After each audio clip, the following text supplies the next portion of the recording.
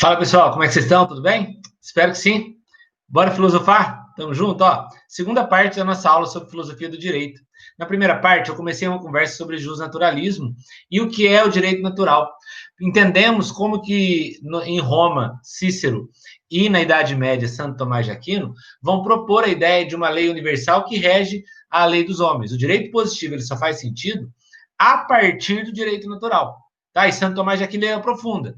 Ele vai falar, olha, tudo isso só vai fazer sentido de fato a partir de uma lei divina.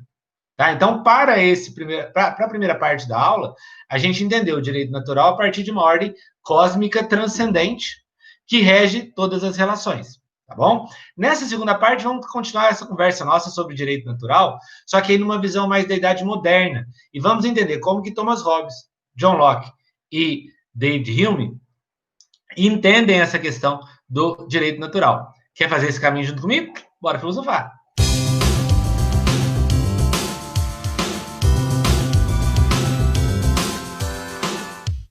Então é isso aí. Vamos começar a partir da última aula, para a gente ter um ponto de ligação, para a gente ter o eixo com a aula de hoje, tá bom?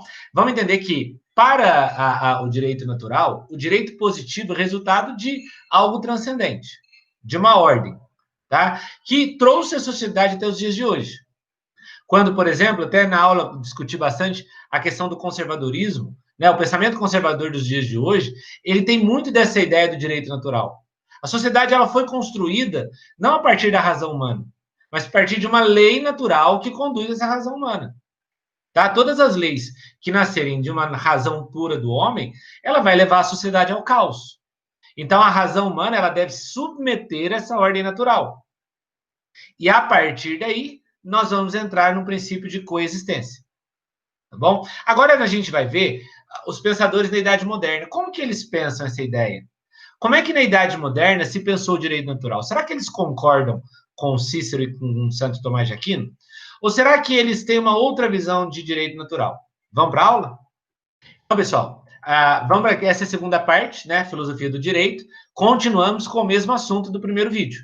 Se alguma coisa não tiver ficado clara na primeira parte, recorre lá, assiste de novo, porque se não tiver entendido aquela primeira parte, não entende essa. Tá bom? Também vamos continuar trabalhando com a ideia de direito natural, só que numa outra perspectiva. Tá bom? Vamos entender como que na Idade Moderna eles pensam o direito natural. Na Idade Moderna, cria corpo o conceito de justnaturalismo. E o que seria o justnaturalismo? Ó, esse direito natural, ok, ele existe. Existe uma ordem natural que rege os homens. Só que para os filósofos da Idade Moderna, esse justnaturalismo ele não nasce de um transcendente. Ele não nasce de Deus, por exemplo. Ele nasce da própria razão humana.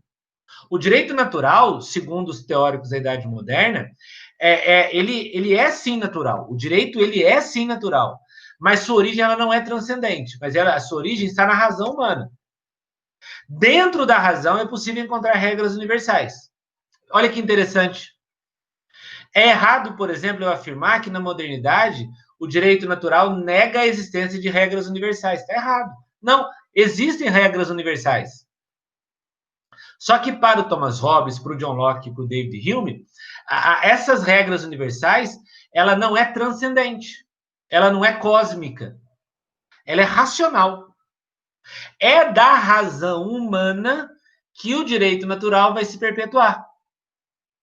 Então, é o próprio homem que percebe a conduta da sociedade. Por exemplo, daqui a pouco a gente vai ver Thomas Hobbes entendendo que a natureza do homem é a natureza má. Então, a partir dessa construção racional de que o homem tem uma natureza má, é necessário criar direitos naturais que tirem o homem dessa natureza má. E aí nasce uma justiça natural a partir da razão humana. É importantíssimo você entender nessa parte da aula a diferença de direito natural de Cícero e de Santo Tomás de Aquino para os modernos. Para Cícero e Tomás de Aquino, o direito natural ele simplesmente é. O direito natural ele é uma reta razão. Simplesmente ele existe. Agora não. O direito natural ele não simplesmente existe. O direito natural ele existe a partir da razão humana. Então, por exemplo, John Locke Ó, todo mundo tem um direito natural quando nasce. Esse direito natural é a perfeita liberdade. Será que a gente usa essa liberdade de forma correta? Não. Por isso é necessário colocar uma lei natural que ordene a relação dos homens. Então, o que a gente precisa entender? Que na modernidade, o que é o direito? Direito na modernidade é a técnica de origem racional para organizar a existência da comunidade. Veja, o direito ele não é meramente natural. O direito é uma técnica que nasce da nossa razão para que todo mundo possa coexistir. O direito positivo, ele nasce dessa razão. Ele não nasce de uma ordem cosmológica. Não, ele nasce a partir da necessidade do homem.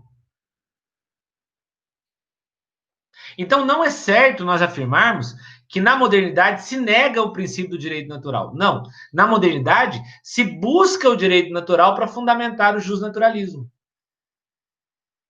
A ideia de que, pela razão, é possível criar regras universais.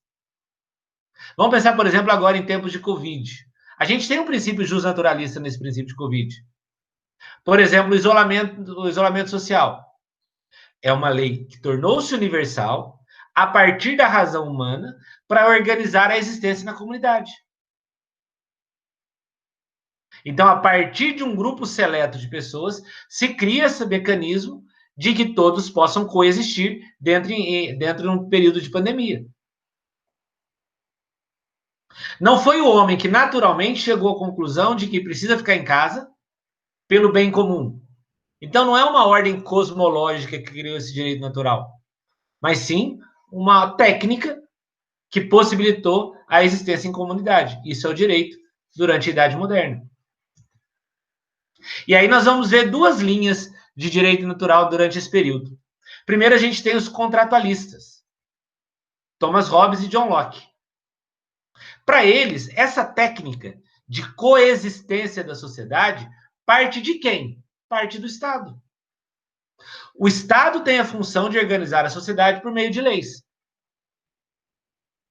E os indivíduos, eles respeitam essa ordem natural, esse direito criado pelo Estado, porque eles entendem que essa é a forma de todos poderem coexistir. Não é meramente um Estado coercitivo. Embora, por exemplo, em Thomas Hobbes seja, a ideia central não é essa. A ideia é eu submeter o meu direito natural às leis constituídas pelo Estado para que haja uma ordem natural. Por exemplo, quando aparece a figura de Thomas Hobbes, Hobbes afirma que o homem é lobo do homem. O homem ele é incapaz de viver em sociedade sem a essência de um Estado. Porque, segundo Thomas Hobbes, esse direito natural, sem essa técnica do Estado, vai levar à guerra de todos contra todos. O homem ele vive um ceticismo relativista. O que determina o que é bom ou mal é o próprio sujeito.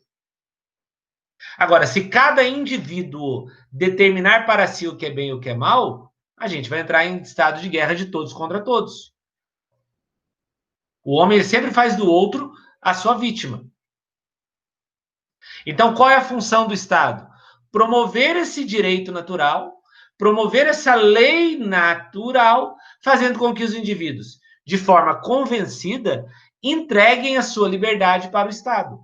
Porque os indivíduos vão perceber que o Estado é capaz de colocá-los em ordem.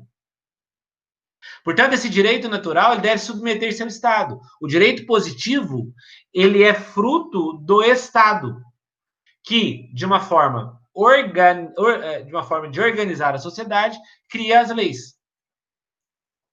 O que o Thomas Hobbes está dizendo? Ele está falando, olha, na natureza do homem está a violência. Portanto, se deixarmos o homem viver o seu direito natural a partir de uma ordem natural, nós vamos ver uma sociedade violenta. Porque a violência está na raiz do homem, está na natureza do homem. Pensem, por exemplo, a relação de dois vizinhos que não se gostam, que têm problemas. O vizinho ele coloca o som alto depois das 10 da noite, incomodando o outro. Ele pode pensar que é um direito natural dele ouvir música, porque está dentro de uma ordem natural a diversão. Mas é necessário o Estado estabelecer regras para que esses dois vizinhos possam coexistir, para organizar a existência em comunidade. Então, o direito natural ele existe, mas não por conta da natureza, porque a nossa natureza é má, mas pela razão humana desse Estado que estabelece as relações dos indivíduos. Ok? O John Locke ele vai partir de um princípio um pouco diferente do Hobbes. O John Locke ele vai entender o seguinte: olha, todo mundo quando nasce possui um direito natural. O direito natural, então, está na natureza de todos. Por exemplo, o direito de ir e vir é um direito natural. Mas por que nós não podemos viver esse direito natural de forma plena? O que nos impede de viver o direito natural de forma absoluta? O fato de nós não usarmos a nossa razão como um instrumento de organizar a nossa vida. Por exemplo, com certeza em algum momento você já ouviu essa frase, né? A minha liberdade acaba quando começa a do outro. Beleza. Se todos nós vivêssemos essa frase de forma racional, não precisava o Estado criar leis. Não era necessário o direito positivo. Eu vou compreender que a minha liberdade acabou porque começou do meu vizinho. Então, a partir de agora, eu não vou mais. Eu seguro a onda. Se todos nós, na humanidade, pensássemos dentro desse princípio, o direito positivo não seria necessário. Só que nós não atingimos uma razão de forma plena capaz de nos limitar essa ação. Muitas vezes nós transgredimos a nossa liberdade na liberdade do outro. Eu muitas vezes invado o espaço do outro. E é nessa hora que nasce o direito positivo. É nessa hora que nasce o Estado como um instrumento de limitar as liberdades. O direito natural, se for guiado pela própria natureza, também vai virar caos, segundo John Locke. Porque nós somos incapazes de, pela razão, respeitarmos a liberdade do outro, o direito do outro.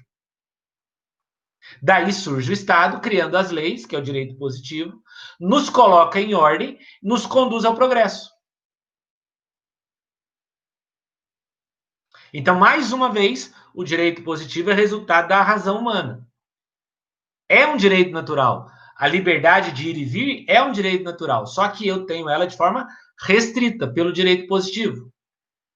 Porque senão eu vou ferir a liberdade do outro.